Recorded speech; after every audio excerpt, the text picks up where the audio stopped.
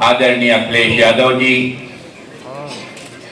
Akhil Bharatiya Congress committee के general secretary प्रशासन आदरणीय के.सी. वेणुगोपाल जी, आदरणीय श्यामलाल पाल जी, प्रदेश अध्यक्ष समाजवादी पार्टी के,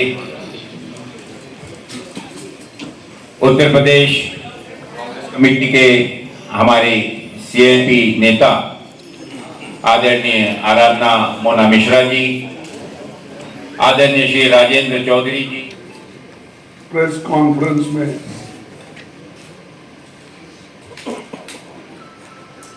उत्तर प्रदेश के भूतपूर्व मुख्यमंत्री और हमारे गठबंधन के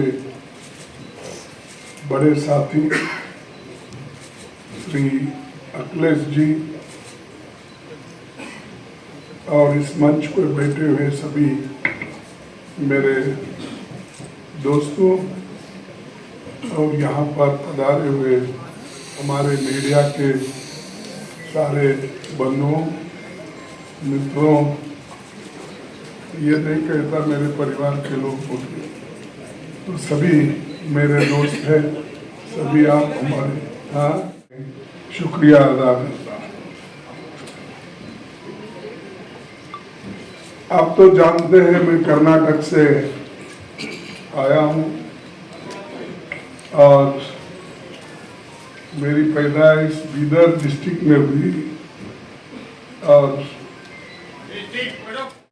जल के खाक हुआ था।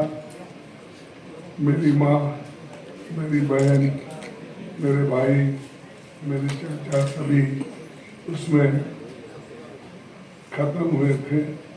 तो मेरे पिताजी ने जो बाहर खेत में काम कर रहे थे वो उन्होंने उठा के, मेरी अल्प परिचय आपको मैं देना चाहता हूँ। और मैं बहुत से चुनाव लड़ा, आप लोगों की दुआ और बुजुर्गों की दुआ, बहुत से हर एक चुनाव में मुझे कांग्रेस ने जिताया और एक ही इलेक्शन 2019 का था, उसमें मुझे थोड़ा सा पीछे आग हो गई। फिर भी परवाह नहीं है, तो अपनी बात तुम्हारे पास इसलिए रखे भी नहीं। तो ये प्रेस कॉन्फ्रेंस जो है बड़ा महत्वपूर्ण प्रेस कॉन्फ्रेंस है, क्योंकि अभी तक 4 चरण के चुनाव पूरा हो चुके हैं। इंडिया गठबंधन मजबूत स्थिति में है। हिंदुस्तान की जनता ने मोदी जी की विदाई तय कर दी है। पूरे देश का माहौल देखकर मैं विश्वास के साथ कह सकता हूं 4 जून को इंडिया गठबंधन नई सरकार बनाने जा रही है। से ही इसको देखते हैं और 2024 का चुनाव देश का सबसे बड़े महत्वपूर्ण चुनाव है। ये चुनाव देश के लोकतंत्र को बचाने का, संविधान को बचाने का ये चुनाव वो लड़ रहे हैं। लेकिन हमारी लड़ाई गरीबों के ओर से है, जिनको खाने के लिए एक वक्त का खाना भी नहीं मिलता, जिनको नौकरी नहीं मिलती और जो लोग एम्प्लॉयमेंट के लिए तरसते हैं, पढ़ लिख के वो लोग रास्ते पे आते हैं।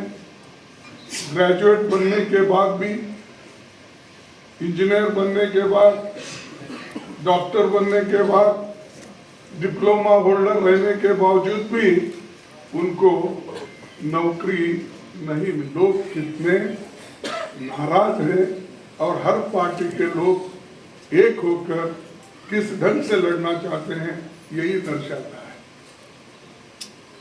ये चुनाव इसलिए भी महत्व है, ये पार्लियामेंट का चुनाव ये देश का भविष्य बनाने वाला चुनाव है। हमारे आगे के पीढ़ी को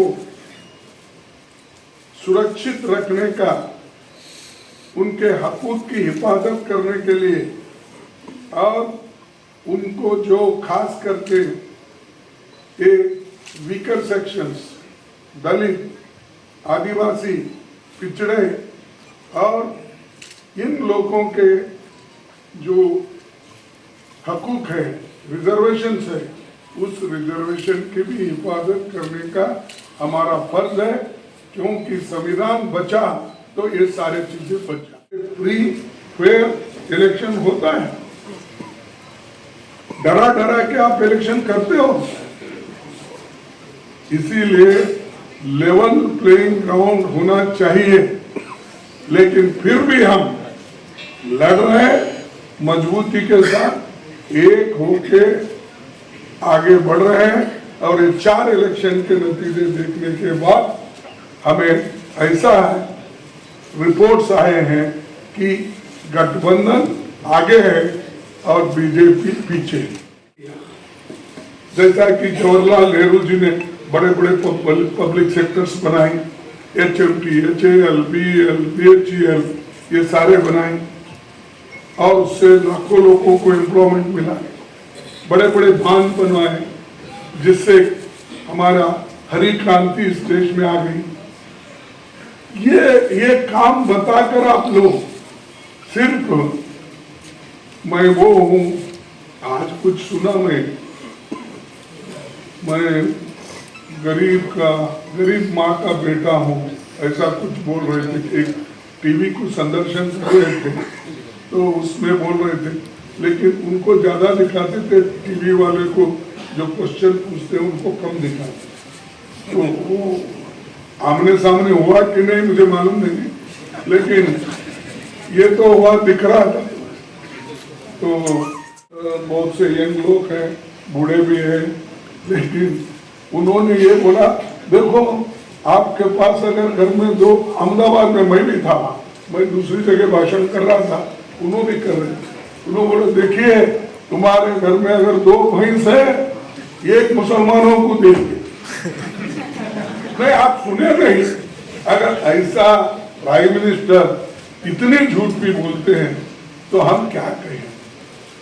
और गालियां तो भरपूर देते हमको, जितना कांग्रेस को गालियां देते, मैं समझता हूँ राम का नाम भी उन्होंने उतना नहीं लिया होगा जितना हमारे को कांग्रेस पार्टी को, सोनिया गांधी को, राहुल गांधी को, और फिर बाद में बचा कुचा रहे तो प्रियंका गांधी को और मेरे को भी शामिल कर लेते। तो मैं इसलिए बोल रहा हूँ, हर चीज झूठ, आप कितना झूठ बोलो और लोगों को मालूम है। इसके बावजूद भी अगर कोई कहता है कि बहुत बड़ा होशियार है, और मैंने 80 करोड़ लोगों को मुफ्त खाना दिया। अरे भाई, फूड सिक्योरिटी एक्ट तो हमने लाया, कोई भी उस एक्ट के तहत कोर्ट जा सकता है स्टॉप करे। तुमने तो कुछ भी नहीं किया, लेकिन मैं इतने 80 करोड़ लोगों को आप 5 किलो दे रहे हैं ना। हम गठबंधन की सरकार अगर आएगी, हम 10 केजी देंगे, 10 केजी। पहले का जो भी है वो तो है, लेकिन 10 केजी हम देंगे। और ये गारंटी के साथ इसलिए कह रहा हूं कि हम जो करे हैं, और कर्नाटक में हम किए। जिनकी बात सुन रहे थे आदरणीय कांग्रेस पार्टी के राष्ट्रीय अध्यक्ष आदरणीय मल्लिकार्जुन खड़गे जी, कांग्रेस पार्टी के उपस्थित सभी हमारे नेता और समाजवादी पार्टी के प्रदेश के अध्यक्ष श्यामलाल पाल जी, पार्टी के सभी नेताओं प्रेस के साथियों का मैं बहुत बहुत धन्यवाद और आभार प्रकट करता हूँ। चौथे चरण का चुनाव खत्म हो गया है। भारतीय जनता पार्टी का झूठ जितना पहाड़ चढ़ना था, पहाड़ चढ़ चुका है, चोटी से अब उतरना शुरू हो गया है। अब लुढ़कना शुरू हो गया है। उनका काउंटडाउन के साथ साथ माउंटेन डाउन भी शुरू हो गया है। मैं अपने प्रेस के साथियों को भी 4 जून के जो सुनहरा समय आने वाला है उसके लिए बधाई दूंगा कि उस दिन फ्रीडम ऑफ प्रेस का दिन भी होगा।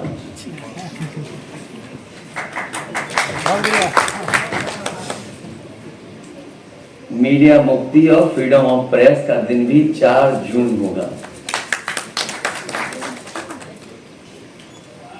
भारतीय जनता पार्टी अपने ही नेगेटिव नैरेटिव में उलझ गई है